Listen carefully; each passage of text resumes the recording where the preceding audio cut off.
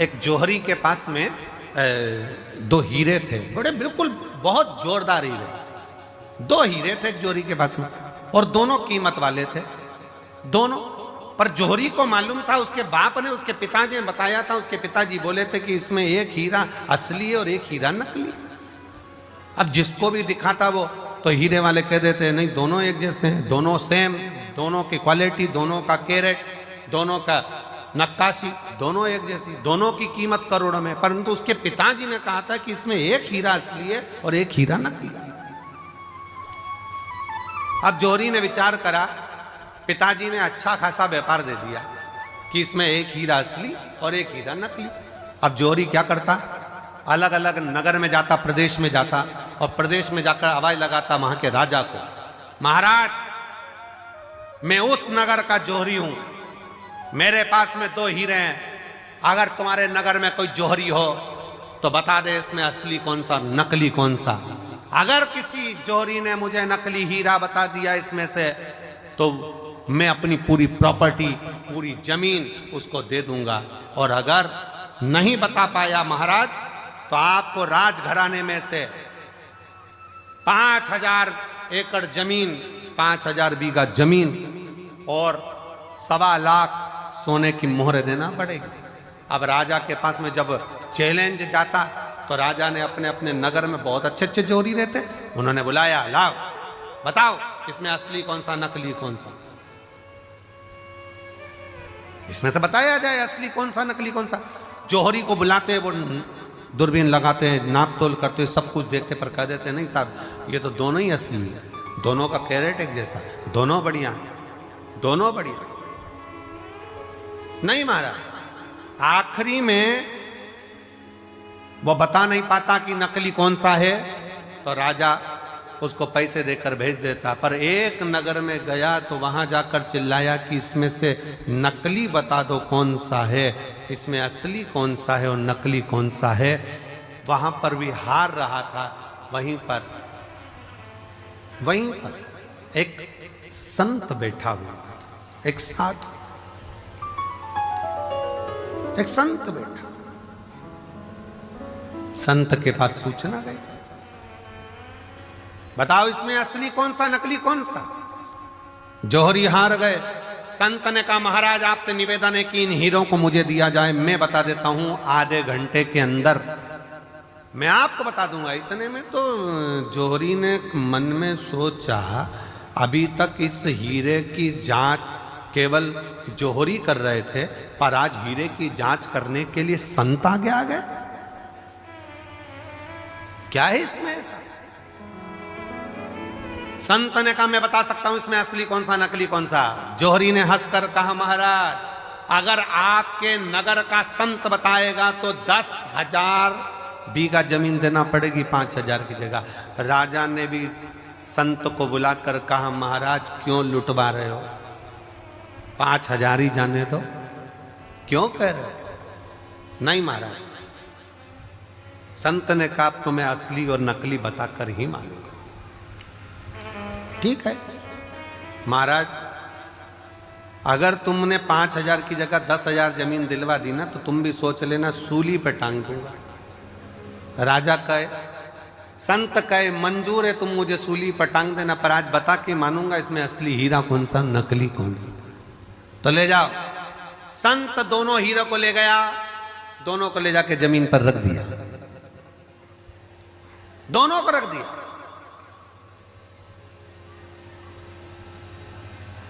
बैठ गए। 20 मिनट बाद उठकर गया संत, हीरा उठाया, दूसरा हीरा उठाया और राजा के हाथ में दे दिया।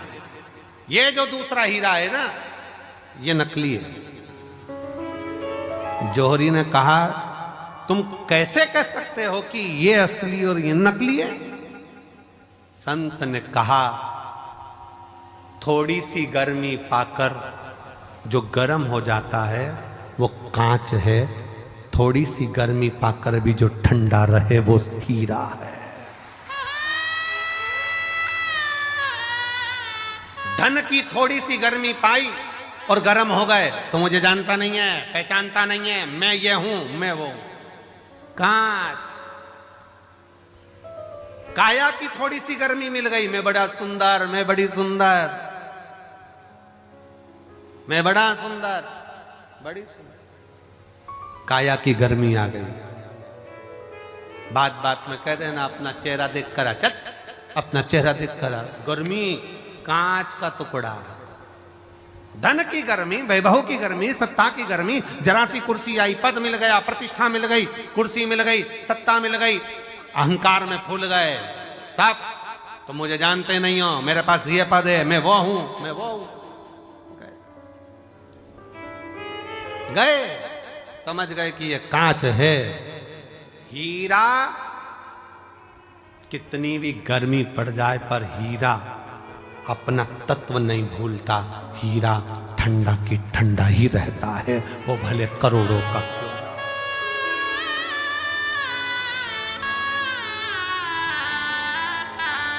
हीरा हीरा है, वो करोड़ों का है तो भी नहीं कहता मैं कितने का हूं। वो अपनी गर्मी सामने नहीं प्रस्तुत करता, वो अपनी ठंडकता देता है, अपने भीतर की ठंडकता देता है। आप कितने भी अहदे पर पहुंच जाओ, कितने बड़े पद पर पहुंच जाओ, कितनी बड़ी कुर्सी पर पहुंच जाओ, कितने बड़े अधिकारी बन जाओ, कितने बड़े मिनिस्टर बन जाओ, कितने बड़े मंत्री बन जाओ, कितने बड़े संतरी बन जाओ, कितनी भी पद पर पहुंच जाओ, पर याद रखना अगर ओरिजिनल हीरे होना, ओरिजिनल हीरे होना तो अपने को अंदर से तपाना मती, कूल रहना, ठंडे कूल। जरा सा वैभव आया, मकान बन गया, जोरदार बंगला बन गया, जोरदार गाड़ी आ गई और मालूम पड़ा किसी को गिने ही ना तो समझ लेना कांच का टुकड़ा है, थोड़े दिन का, हल्का सस्ता। समझ तुम देखो कई घर में बहुत, वैसे तो आजकल की जितनी बहुएं आती हैं, बेटियां आती हैं, वो ऐसा व्यवहार नहीं रखती हैं, पर पूर्व समय के बहुत सारी फिल्में जो बनती थी ना, पहले के समय में जो फिल्म बनती थी आप उसको देखना, उन फिल्मों में बहुआं आती थी और अपना रोल अदा करती थी, और तुम मुझे जानती नहीं हो, जेठानी से कहे तुम काम करो मैं तो अप टू डेट, देवरानी से कहे तू कर मैं अप टू डेट। ये क्यों दिखाते थे? उसमें यही दिखाते थे कि गर्मी है, जो गर्म हो रहा है, धन को देखकर, वैभव को देखकर, सत्ता को देखकर, अपने धन और वैभव, सत्ता, प्रतिष्ठा को देखकर जो गर्म हो रहा है वो कांच का टुकड़ा है, उसमें हीरापन नहीं है। हीरा वो होता है जो अपनी कीमत ही नहीं बोलता, वो अपनी कीमत बोलता ही नहीं। नम्रता उसकी कीमत, सहजता उसकी कीमत।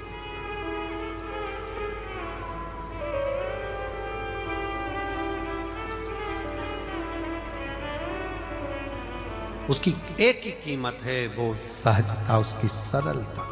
मेरे शंकर भगवान में बहुत बड़ी नम्रता, सरलता, सहजता कितनी होगी जरा विचार करिएगा।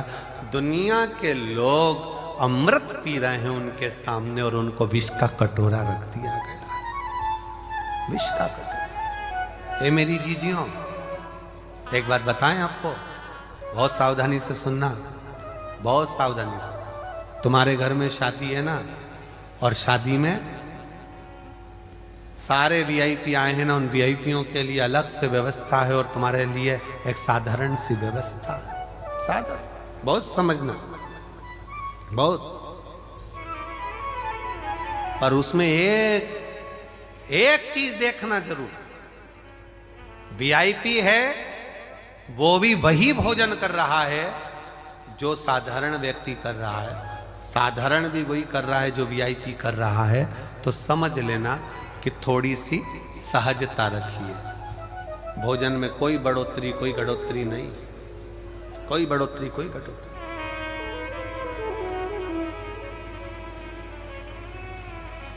विवाह में आए, शादी में आए और अहंकारिता का शब्द का संबोधन तुम्हारे भीतर आ गया तो वो श्रेष्ठता नहीं। कांच गर्म हो जाता है, हीरा गर्म नहीं होता। हीरा की सस्ता है, कूल रहना, ठंडा रहना।